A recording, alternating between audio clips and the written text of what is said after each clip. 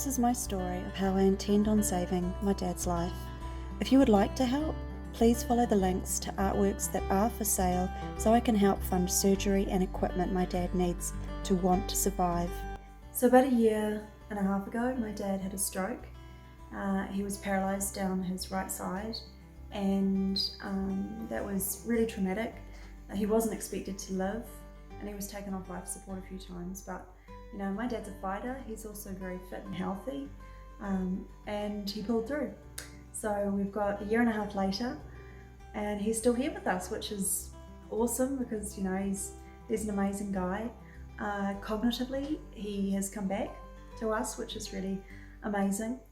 However, unfortunately, with that also comes with, I guess, a set of complex mental health issues, which are inevitable, you know, when you have a disability and you have to, I guess, come to terms with a different body.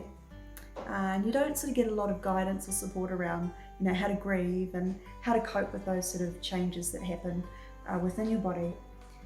And anyway, as a result, and as part of the fact that he didn't have a lot of support from the government, there isn't a lot of support out there for people who have medical conditions as opposed to, say, an accident. My dad attempted suicide 2 months ago. He ended up in hospital, and I was told I am a suicide survivor myself, so it really hit me hard, and I just kept thinking, you know, he's come so far, this isn't right, we have to fix this, and this isn't really about, you know, I knew, I guess it wasn't about so much, you know, the depression that was the reason, even though people were like, well, why would you want to live if you couldn't move your right side or you couldn't walk properly? Well, as someone who's a tetraplegic and all 4 of my limbs are essentially paralysed, I've got, you know, no finger movement or anything, I don't have triceps, I know that it's actually about your state of mind a lot of the time, and it's working through that grief. So when I found out about Dad, you know, obviously he's my dad, I completely derailed me.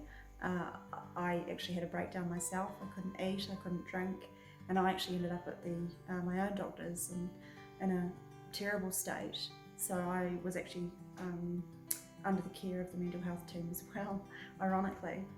But it also made me think, okay, well, what were the sorts of things when I was a suicide, you know, when I attempted suicide, what were the sorts of things that helped me? And unfortunately, it wasn't anything that was available through, you know, our mental health system or our health system in general. It was actually outside sources that I found really helpful. So what I did for my dad was, for about a week, I compiled a booklet, which is called Total Suicide Support. And in the booklet, I actually used the analogy of a kanuka flower, which is a native healing flower in New Zealand. And I wanted to write down, amongst other things, I basically wrote down what I call a conversation. So I wrote down a whole list of questions in the booklet that might have made a difference if somebody had asked them when I had attempted suicide. Because of course, when I attempted suicide, you know, the first thing I found people would say to me was, oh, well, I completely understand why you do that because you have such a, you know, a serious spinal cord injury.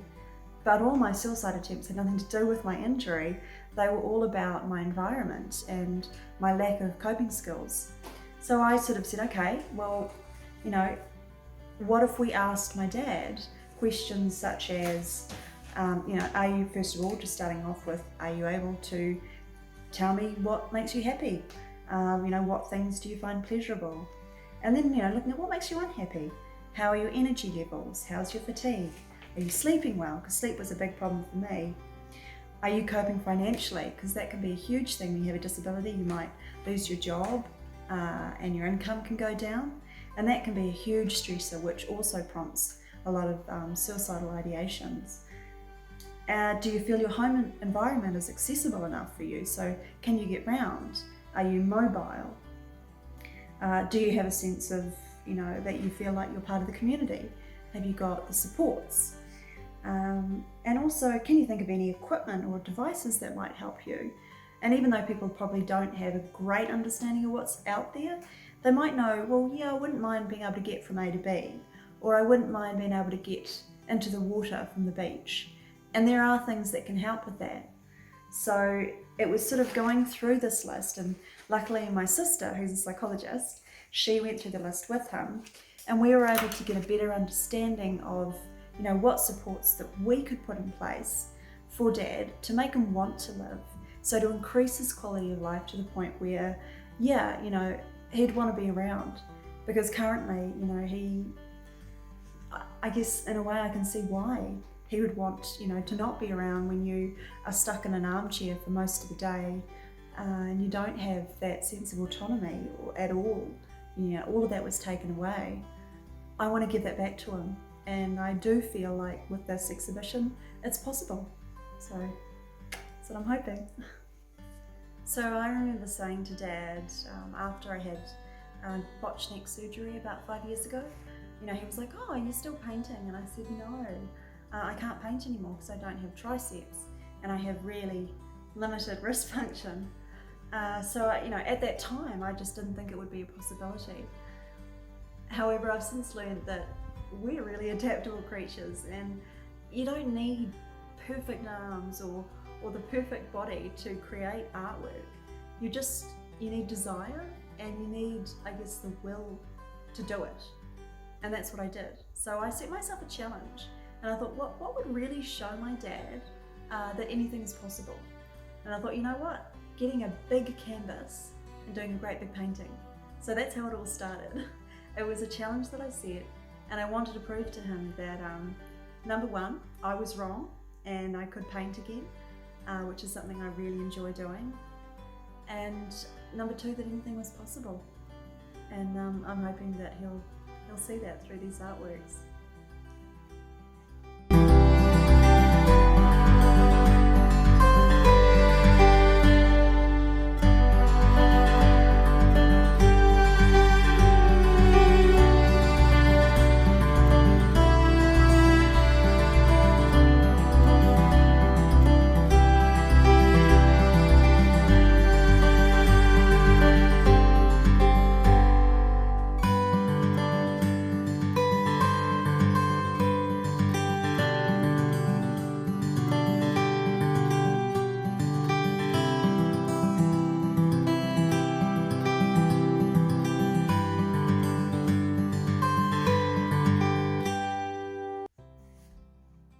Okay, well, because I don't have triceps, I do things a little bit differently.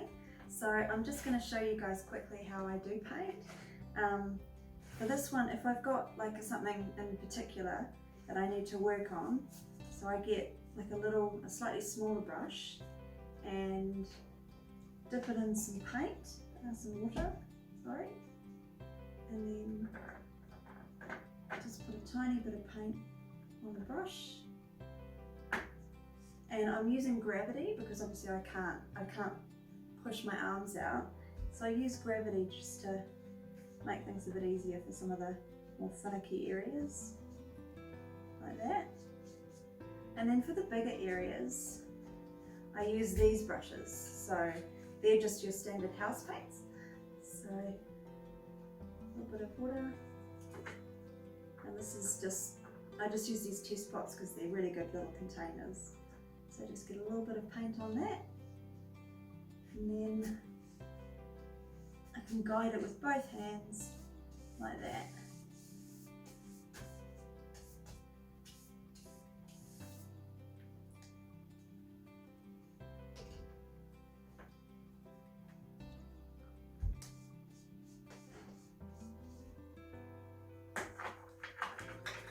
So it's an all-body experience to get it done right, but the hardest thing is not really knowing what it looks like until it's up, but that's sort of part of the surprise. So yeah, and then with the gold, I make sure that the brush is really clean, and I get a little bit of the gold paint,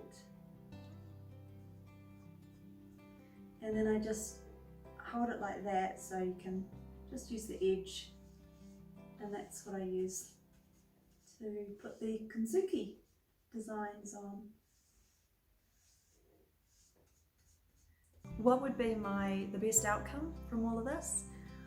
I mean, I would love to have raised enough money to pay for the cataract operation, get that done as soon as possible, and then I'd love to buy him a power wheelchair. So those are the two things that I'm currently focusing on in the beginning, and then from there I guess it's looking at, maybe we need to look at the home environment, so making that a little bit more accessible for him. I believe that making those changes will give him enough quality of life where he won't feel like suicide is the only option, which he currently does, and that's really heartbreaking. It's really heartbreaking coming from someone who's been there. I attempted suicide too. I am my father's daughter, and I know that darkness, and I don't want to see him like that. But I know that suicide is not the answer, not when we can create supports in place to make him want to live, essentially. And that's what I'm hoping to achieve through these artworks.